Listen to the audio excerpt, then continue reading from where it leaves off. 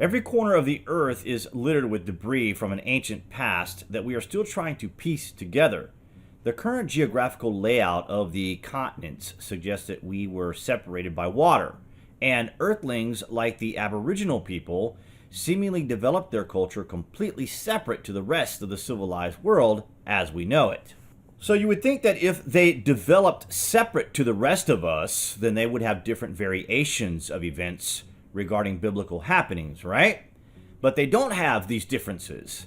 In fact, their creation stories and their understanding of the gods are eerily similar to other world culture creation epics, seriously suggesting that the creation of man stems from a singular point and spread out in every direction thereafter. It is completely unclear how humans spread across the world and exactly from which location, and, of course, who are our creators. But one thing that can be agreed upon is the fact that the Aboriginals have creation stories that directly corroborates other religious texts despite many thousands of miles of separation by land and sea. Wait till you hear this. In a remote corner of Arnhem Land in central northern Australia, the Aborigines left paintings chronicling 15,000 years of their history. In a find that has stunned archaeologists and anthropologists, a vast wall of about 1,500 paintings of the history and happenings that these people would have been fascinated by. One site in particular contains thousands of individual paintings and 20 discernible layers, depicting everything from cruise ships to dugong huts to arrogant Europeans. Alongside exquisite rock art more than 15,000 years old are paintings that capture some of the 19th and 20th century's most important technological innovations, a biplane, bicycle, car, and even a rifle, as well as portrait traders. The discovery is clearly of international significance, unprecedented in artistic and technical merit, and telling a new story of contact between Aboriginal people and other world's cultures. Contrary to the popular view that Indigenous Australians were isolated on their island continent, waves of other seafaring visitors arrived long before British settlement. For hundreds of years, there may have been an export economy in northern Australia driven by the Chinese appetite for sea cucumber. While it has long been known that Macaskans traded with Aboriginal people, the accepted date for this was in the early 18th century. The team of scientists believe it may have begun many centuries earlier. The rock art dismantles the popular identity of Australia being a nation first visited by the British. It goes against the idea of bicentennial and convicts.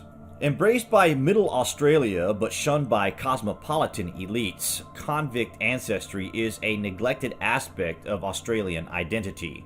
Whether claims of convict ancestry are real or imaginary, the power of foundation myths to provide shared memories is evident in the salience of convict connections in Australia.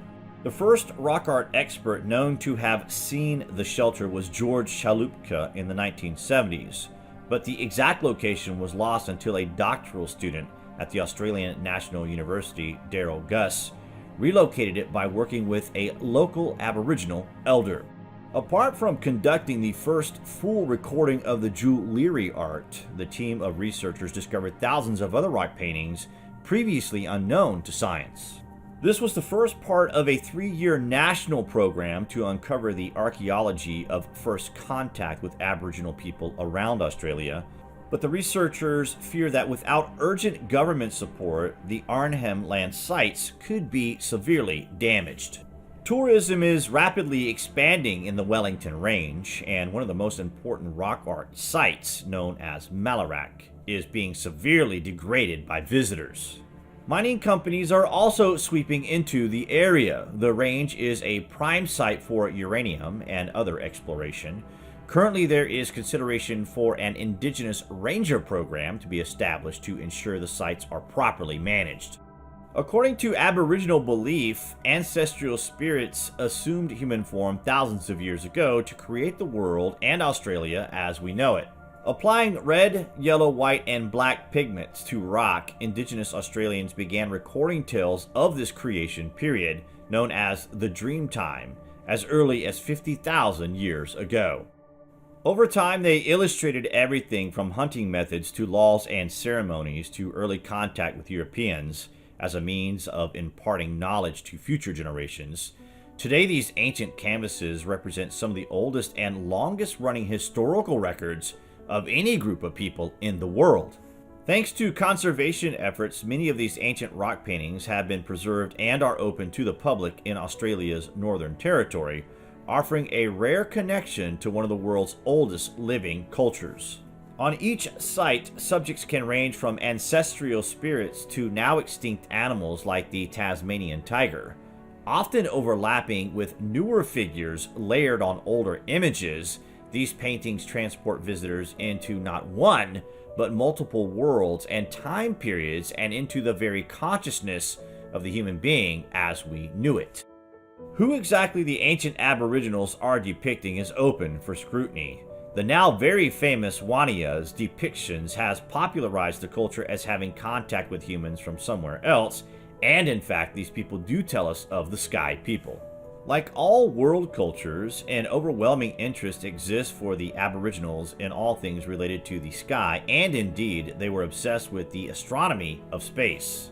Aboriginal Australians may be the world's first astronomers, as stargazing plays a critical part in the ancient cultures of the 300 or so Aboriginal communities. Some Aboriginal elders can name almost every one of the 3,000 stars that are visible to the naked eye, and they can even point out the ecliptic along with the planet's travel. They carry an intuitive map of the sky in their heads so that at a quick glance at the night sky tells them the time and the direction which they are traveling. Of course, this knowledge doesn't come easily.